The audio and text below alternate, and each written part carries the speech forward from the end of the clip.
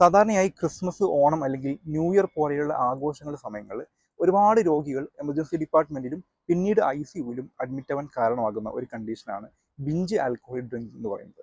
അതായത് ചെറിയൊരു സമയത്തിനുള്ളിൽ ശരീരത്തിന് മെറ്റബോളൈസ് ചെയ്യാൻ കഴിയുന്നതിനും അപ്പുറം മദ്യം വളരെ വേഗത്തിൽ കഴിക്കുന്നതിന്.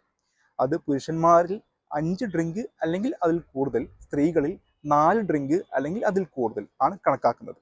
ഇത് എത്ര മദ്യം കഴിച്ചു എന്നതിനേക്കാളും കൂടുതൽ എത്ര സമയം കൊണ്ട് കഴിച്ചു എന്നതാണ് ഇവിടെ പ്രധാനം. സാധാരണഗതിയിൽ ഈ മദ്യം ആമാശയത്തിൽ നിന്നും അതുപോലെ ചെറുകുടലിൽ നിന്നും ബ്ലഡിലോട്ട് അബ്സോർബ് ചെയ്യപ്പെടുകയും പിന്നീട് ലിവറിൽ വെച്ചിട്ട് മെറ്റബോളൈസ് ചെയ്യപ്പെടുകയും ചെയ്യും. പക്ഷെ ലിവറിന് ഒരു മണിക്കൂർ ഏകദേശം ഒരു ഡ്രിങ്കിനെ മാത്രമേ മെറ്റബോളൈസ് ചെയ്യാനുള്ള കഴിവുള്ളൂ. അപ്പോൾ ബിഞ്ച് ഡ്രിങ്കിൻ്റെ സമയത്ത് അധികം വരുന്ന ഈ മദ്യം ബ്ലഡിൽ കെട്ടിക്കിടക്കുകയും ബ്ലഡ് ആൽക്കഹോൾ കോൺസെൻട്രേഷൻ പെട്ടെന്ന് ഉയരുകയും ചെയ്യും. ഇതാണ് എല്ലാ പ്രശ്നങ്ങൾക്കും കാരണമാകുന്നത്. തുടക്കത്തിൽ ഈ മദ്യം ശരീരത്തിലെത്തുമ്പോൾ ശരീരത്തിലെ ഡോപ്പമിൻ്റെ എല്ലാം അളവ് കൂടുന്നത് കാരണം കുറച്ച് സന്തോഷവും അതുപോലെ ഒരു ഉന്മേഷവും എല്ലാം ഉണ്ടാവും. പക്ഷെ പിന്നീട് ബ്രെയിൻ സ്ലോ ആയി തുടങ്ങും. നമ്മുടെ അത് ചിന്താശേഷിയെ ബാധിക്കും, തീരുമാനങ്ങൾ എടുക്കാനുള്ള കഴിവിനെ ബാധിക്കും, അതേപോലെ റിസ്കി ആയിട്ടുള്ള തീരുമാനങ്ങൾ എടുക്കും, റിസ്കി ആയിട്ടുള്ള ഡ്രൈവിങ്, അതുപോലെ വയലൻ്റ് ആയിട്ടുള്ള ബിഹേവിയർ, ഈ പ്രവണതകൾ എല്ലാം കൂടും. മാത്രം ചില ആളുകളിൽ അത് ഓർമ്മശക്തിയെ ബാധിക്കും. അതുകൊണ്ടാണ് പലരും പിറ്റേ ദിവസം ചെയ്തതൊന്നും ഓർമ്മയില്ല എന്ന് പറയുന്നത്. അതുപോലെ തന്നെ നമ്മുടെ ബ്രെയിനിൽ ശ്വാസം എടുക്കുന്നതിനെ കൺട്രോൾ ചെയ്യുന്ന ബ്രെയിൻ സ്റ്റം എന്ന ഭാഗത്തെ ഇത് ബാധിക്കുന്നതാണ്. അതിൻ്റെ ഭാഗമായിട്ട് ശ്വാസം എടുക്കാനുള്ള ബുദ്ധിമുട്ടുണ്ടാകും. ചിലപ്പോൾ കംപ്ലീറ്റ് ശ്വാസം വരെ നിന്ന് പോകുന്ന റെസ്പിറേറ്ററി ഫെയിലിയർ വരെ സംഭവിക്കാം. അതുപോലെ വോമിറ്റിങ്ങിനുള്ള റിസ്ക് കൂടുതലാണ്, ആൾ അബോധാവസ്ഥയിലാവാം. മാത്രമല്ല സാധാരണഗതിയിൽ ഈ വോമിറ്റിംഗ് നമ്മുടെ ശ്വാസകോശത്തിലോട്ട് എത്തുന്നതിനെ തടയുന്ന റിഫ്ലക്സുകൾ, ഗ്യാഗ് റിഫ്ലക്സ് എല്ലാം കുറയുന്നത് കാരണം ഈ വൊമിറ്റ് ചെയ്യപ്പെടുന്നത് നമ്മുടെ ശ്വാസകോശത്തിൽ എത്തുകയും അതിനുള്ള റിസ്ക്കും കൂടുതലാണ്. ഈ ആൽക്കഹോൾ പോയിസൺ ഡെത്തിൻ്റെ ഒരു പ്രധാന കാരണം ഇതാണ്. ഇനി ശരീരത്തിൽ പൊട്ടാസ്യം അല്ലെങ്കിൽ മഗ്നീഷ്യം പോലെയുള്ള ലവണങ്ങളുടെ അളവിൽ ഉണ്ടാകുന്ന വ്യത്യാസം കാരണം ഹൃദയമിടിപ്പ് അനിയന്ത്രിതമാവുകയും അരിത്മിയ പോലെയുള്ള കണ്ടീഷൻസ് ഉണ്ടാവുകയും ചെയ്യാം. അതേപോലെ രക്തസമ്മർദ്ദം കൂടാം.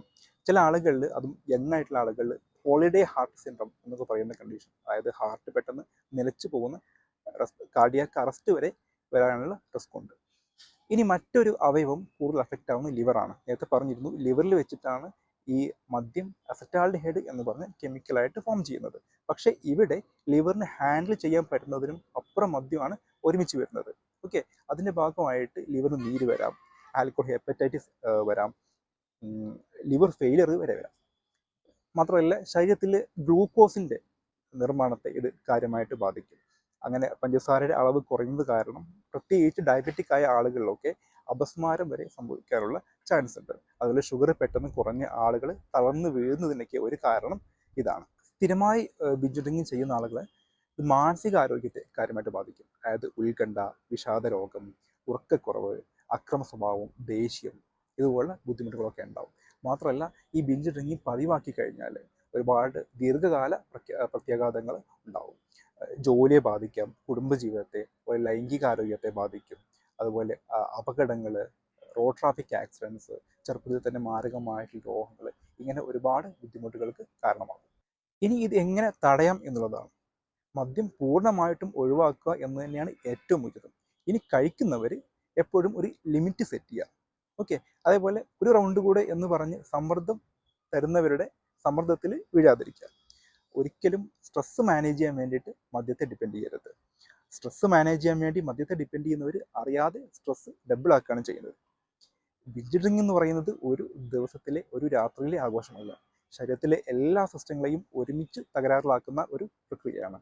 ആരോഗ്യം നഷ്ടപ്പെട്ട് കഴിഞ്ഞാൽ തിരിച്ചു കൊണ്ടുവരാൻ വേണ്ടിയിട്ട് ഒരു ഡ്രിങ്കും നിങ്ങളെ സഹായിക്കില്ല.